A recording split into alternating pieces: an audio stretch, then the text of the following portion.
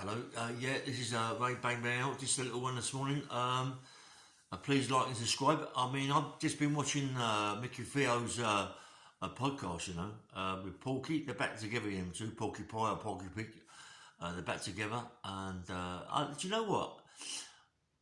That Mickey Theo talks some sense, you know. I mean, he's quite an intelligent guy. He's quite an intelligent guy. I still think that John Fury beat him.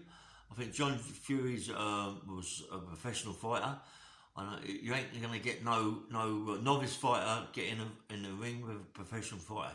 You couldn't go to any gym and get a novice that's never stepped in a ring before and had a competition fight. I'm talking about, and get in the ring with a pro. They wouldn't allow it. You know what I mean? They might, they wouldn't allow it. So Mickey Theo really, I don't think he's got any chance with Johnny Fury. But other than that, hearing him talk, he's quite sensible in what he talks about. He talks about the virus and how that's affecting people and how it's killing people. And he's right what he's saying about old people taking the virus and they're killing over.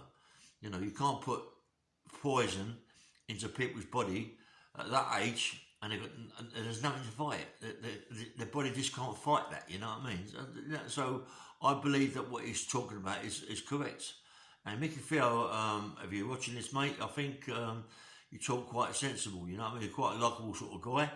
And I'm sorry I really ever slagged you down, you know what I mean? Because I like the way you talk today, you know what I mean, mate? I loved it. I know you slagged me down, but that's part of life. That's part of podcasts. That's part of what we do, yeah? But I liked it, mate. I mean, I liked the way he talks. I liked it. I like where Porky looks ill. John, you're a nice guy, mate.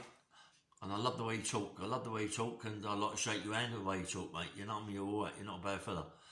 John Fury, I know John Fury is very loud, very, very loud. I mean, he goes over the top. Whatever he talks about is loud, yeah. But that's what they do up there, Manchester, and they're very loud people. I mean, I know a few girls in Manchester, and they're the same, mate. You can't really understand them, and they're over the top, yeah, the way they talk. And anyway. But obviously he says what he says, John Fury. He shouldn't say what he said and then back down on it, you know. Maybe, you know, I mean, if I'd have been 50, odd at that time, I'd have fought him myself. Because me at 50, I could have killed any man. Like, I felt that, you know, I felt that way. Even when I was doing my illegal fights, street fights, and fights on the street, I've never been beat. I don't think I've ever been beat. I've always had my fights. I've always won my fights. Obviously, I drew a couple. I have lost a couple. Yes, I have. Yes, I have. Sorry about that. I didn't mean to say it like that. But on the cobbles, when I was that age, I couldn't be beat, mate. I couldn't be beat. I was too strong, too powerful, and I could bang. And that's what it's all about, banging. You know. I listened to Mick. I listened to Mickey Theo, and I listened strong today about him. You know, he knows his boxing. He knows his boxing, and so does Porky. They know the boxing, which you've got to hold your hands up to. But as I say, that as far as him and John Fury, it's never going to happen. It will never happen.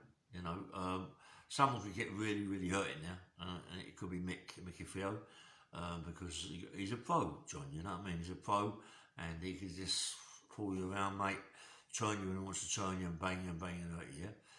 But I wouldn't, it should never get on. That fight should never go on. Never ever go on. This is only a publicity thing, it's only a talk. Mickey Theo's doing the right thing, but you know, it is what it is. It never ever happened. I mean, when I was a novice fighter, I sometimes used to go down to Beckett. I mean, when I was not a novice, I mean, I'd had maybe intermediate class, not open, intermediate. I was going down to Beckett, not to Beckett, sorry, Averstock Hills, no lot. As I say, I was to spar with, I've had a few rounds of Bugner. I've had quite a lot of rounds of Billy Head. I mean, I learned a lot out of them, but they can hurt you, mate. They can pull you around and hurt you any time they want to do. They're just taking it easy with you. I mean, but you know, even though you're throwing as punches as hard as you can throw them, you know what I mean? They're just playing around with you. You know what I mean? If they wanted to really hurt you, they could. And a couple of times with Bugner, Bugner could bang. He could bang like a real Bugner. Even his jabs, I mean, he could really hurt. Billy Head, I mean, me and Bill used to spar quite a lot with 16-ounce gloves. I mean, I've hurt Bill a little bit. I've shot Bill up, you know what I mean? But I dare say if Bill wanted to, he could have dealt with me easy. Pro, mate, good pros, you know what I mean? They just know what it is about. They're different kettle of fish. It's a different kettle of fish. It really is, you know what I mean? To be a pro and an amateur, listen, a good open class amateur, I mean, an open class amateur fights anybody.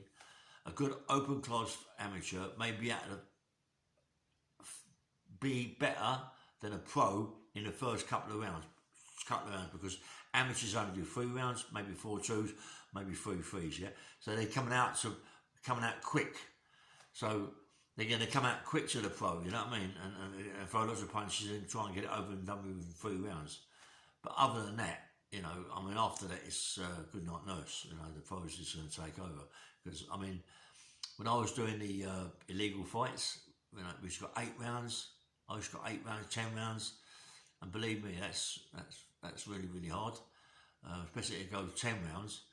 Even to go 8 rounds, even to go 1 round is hard. You know what I mean?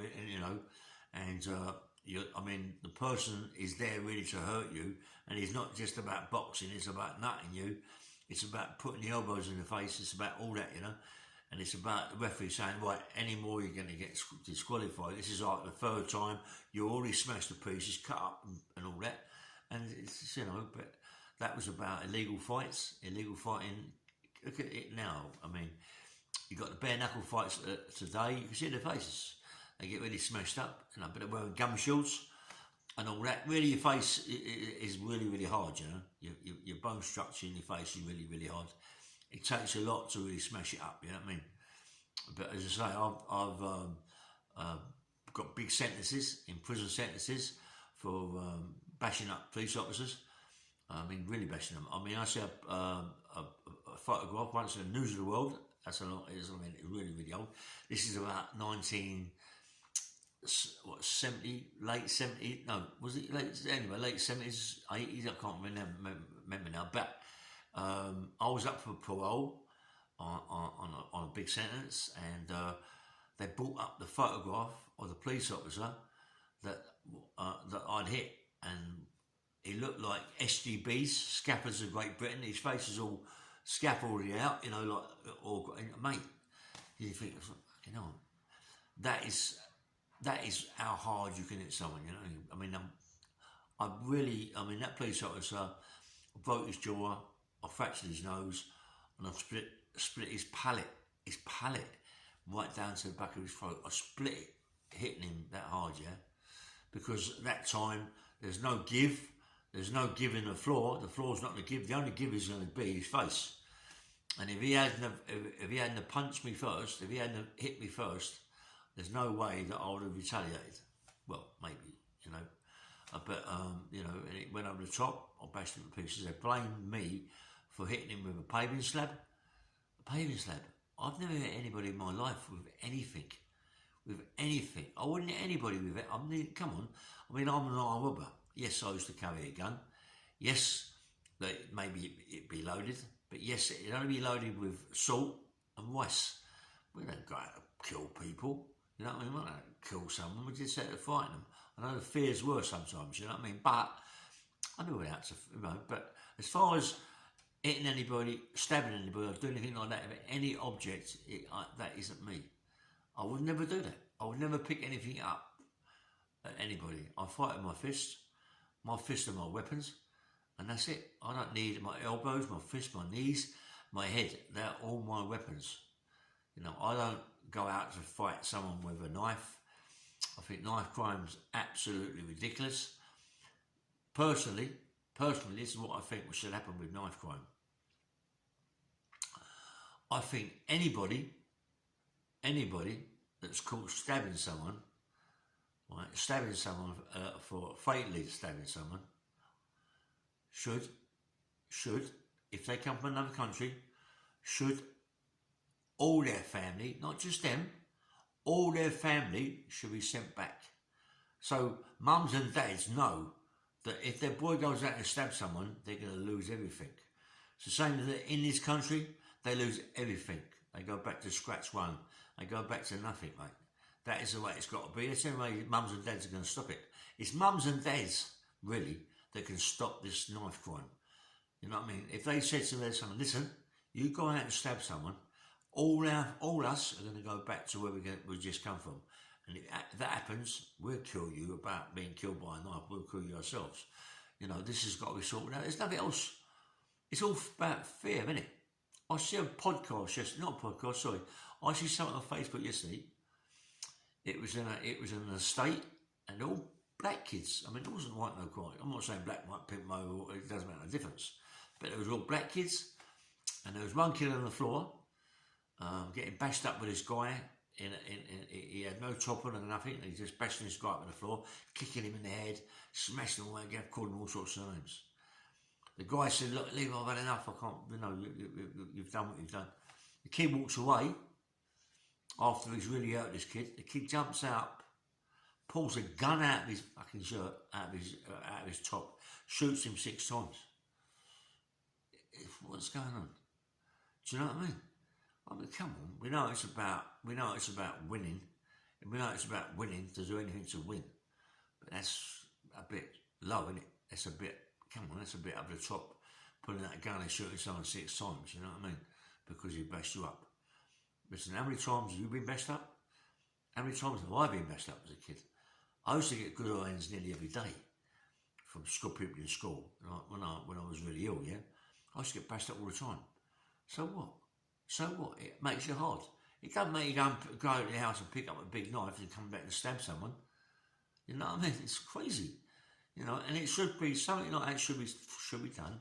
If you get caught fatally killing someone, your family get moved back to where they come from, what country they come from. It doesn't mean to say that 9 times out of 10, everybody knows it comes from black people, it comes from people from abroad. Come on, you get people coming from France, over here on a ferry. They come from all different countries. They've come to France. They come across the sea, yeah, to this country. Them people, it all comes from a war zone, yeah. So they know that they've carried knives, they've carried guns, machetes. So when it comes to England, it's like a holiday camp. They can do whatever they like. They think, oh, I'll get a knife, stab someone, and I can do whatever I like. That's what it is. It's not so much the people that live in this country, it's the people that are coming over this country that are causing the problems. They're the ones that are causing the problems, but the government are allowing it. It's only all this shit's only happened since they've let them people come across. What is going on? Why are we allowing it? Why are we allowing our kids to suffer that much? To suffer that much, to be stabbed, to get killed by people that are coming over, illegal immigrants that are coming over from France to this country and stabbing our people and chopping our people up with machetes and shooting them. That's all it is. It's nothing to do with this country. It's others. And everybody watching this podcast, 99% of the people know that. They know that. Obviously, you're going to get a few people in this country that do that, you know what I mean? But it's all from illegals, mate. It's got to be stopped. It's got to be stopped. You've got to stop them coming over. The government are getting a fortune from these people. The government, listen, we're just little pawns on a board. We think, you know, the way we live. Listen, the government, they're bully boys. Come on, they're bully boys. They can do what they like, you know. They can do whatever they like, when they like, who they like. They've got the army behind them, and they've got the police behind them, and they've got all special forces behind them, and we ain't got no one behind us. We're nothing. We're nothing. Yeah, I've been told there's a big march today down the city about the police, about the way police handle people and the bully tactics they come out with. I mean, come on, they kill people the way it's going out of fashion. It seems to be a thing they do. They've got a licence. I mean, years ago, there was a thing called the SGB. I think it's called Special Ground Patrol, Special something anyway, I forget what it's called, but the SGB. Whew, those who drive around, what, 8-handed, 9-handed, 10-handed, and it's a gang. That's a gang. That is a gang. If you get 10 people together, you get 5 people together, that's a gang. And that's what they used to do, drive around as a gang, jumping out that van as a gang, steaming into 2 people, 1 person, and they're all trying to bash that person up. They're all getting that person, smashing him to pieces. SGB, that's what they used to do, bash people up. I remember them big time, mate. The harms, what they used to do to people, mate. Unbelievable. You know what I mean? But it's still the same today. And people in the city, I've been told, that are going down there to try and stop it, to try and stop all this bully tactics. You've got young kids come out of the school, go down to Hendon, become police officers, and all of a sudden become, well, big time Charlie potatoes. All they want to do is hurt people. Why? Why? Why do they want to hurt people? Why do they want to put cuffs on someone, electric shock them, and then CS gas or whatever they do into their face, into their throat? What are they doing? What's all that about? Why? I remember years ago, yeah, they thought that I'd done something that I hadn't done. I was in my house, my mum's. They smashed the door in, came upstairs, dragged me down the stairs. They didn't drag me down the stairs, but I walked down the stairs, yeah. Walked out of my house, walked way to the gate, get cuffs on. What? What have I done? So cuff you up, put your hands behind. No way, you're not putting my hands behind my back. They could not get my hands behind my back. I don't give a monkey's. I ain't put my hands behind my back. So they cuffed me from the front. They got me outside the house. They said to me, well, okay, get in the back of that fucking car. What? All right. No, lay down in the back of that car. Lay down in the back of that car. So what, you're going to sit on me? Yes, we're going to sit on you. You're going to kill me. I can't well be able to breathe. Get in the back of that car. Get in the back of that car. Listen, they could not move me, mate, about getting me in the back of that car. There ain't no way I'm getting in the back of the car. So they called for backup. As the van pulled up, about 4 police officers jumped out the back of the van, right? One of the police officers jumped out, hit me straight across the head with a truncheon. Honestly, I'm not joking. It was like my son, 2 years of age, hit me across the head with a truncheon. Mate, I growled at him and he fucking shit himself. He ran like a baby. They put me in the back of the van. I was growling, mate. I was growling like a baby. I was growling like a fucking lion, yeah? They put me in the back of the van. They took me to Southall police station. They wouldn't even let me out of the van until they got back up. Why? What is going on? Why do you want backup? Why would you want backup to take me out the van? Why? You've just got me in the van, 4 or 5 of you, and now you want backup to get me out of the van. Well, just open the door and want to walk out. Why do you need backup? Because this is their tactics. They want to bully you. And I don't believe in it, mate. I don't believe in the bully tactics, you know what I mean? It's not about, people, you pay your taxes for the police. The police work for you. You don't work for the police, right? So they can't be bullying taxes. You're paying taxes. They can't be bullying you like they bully you, yeah? But they do. They get away with it. Anyway, it goes too much into politics and this, that and the other. I don't really like it. I don't really like the bully tactics from anybody. I'm not a bully, never been a bully in my life,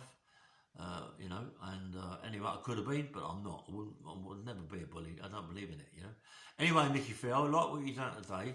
I liked what you've done with Porky, you two talking together.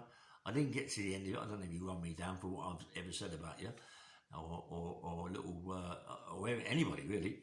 But I like what you're saying, and I respect you for that. And anyway, please like and subscribe my channel. Please press the like button and subscribe.